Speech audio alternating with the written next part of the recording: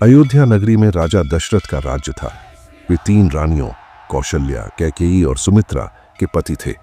उनका राज्य सुख, समृद्धि और प्रेम से भरा हुआ था। सबसे बड़े पुत्र श्री राम उनके जीवन का आधार और गर्व थे। राम अपने सौम्य स्वभाव, सत्य प्रियता और धर्मनिष्ठा के लिए पूरे अयोध्या में पूजनीय थे। एक दिन राजा दशरथ ने निर्णय लिया, अब समय आ गया है कि वे राजपाट राम को सौंप दें। संपूर्ण अयोध्या में उत्सव का वातावरण था। मंदिरों में घंटे बज रहे थे, सड़कों पर पुष्प वर्षा हो रही थी। हर कोई यही कह रहा था, अब राम राज्य आएगा। परंतु नियति को कुछ और ही स्वीकार था।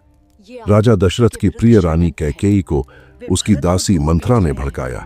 मंथरा ने कहा, यदि राम राजा बनेंगे तो तुम्हारा पुत्र भरत केवल नाम का रहेगा। तुम्हें अपने बेटे का हक मांगना चाहिए। धीरे धीरे मंथरा के विषैले शब्द कैकेयी के मन में उतर गए।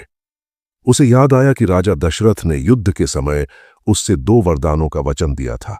कैकेयी ने राजमहल में जाकर कहा, राजन, आपने मुझसे 2 वरदान का वचन दिया था, अब मैं उन्हें मांगती हूं। पहला वरदान, मेरा पुत्र भरत राजा बने।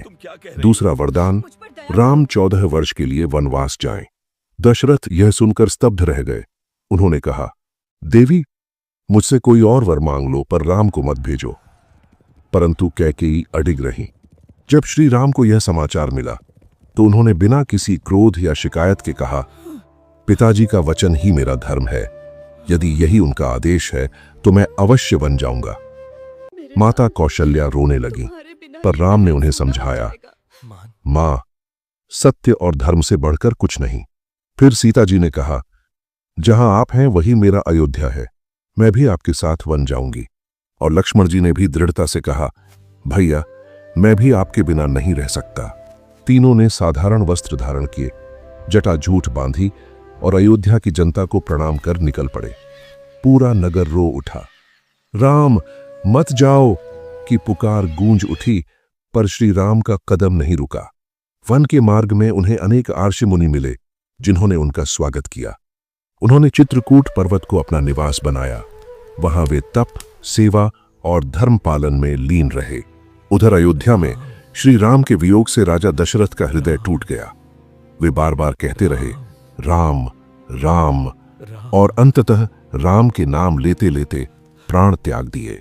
भगवान श्री राम का वनवास केवल दुख की कथा नहीं थी, बल्कि धर्म, सत्य और त्याग की पराकाष्ठा का उदाहरण था।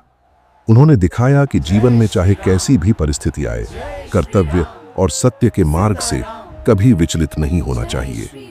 अगर आपको ये वीडियो पसंद आया हो तो चैनल को सब्सक्राइब करें, वीडियो को लाइक और शेयर करना ना भूलें। आपका कीमती समय देने के लिए दिल से धन्यवाद।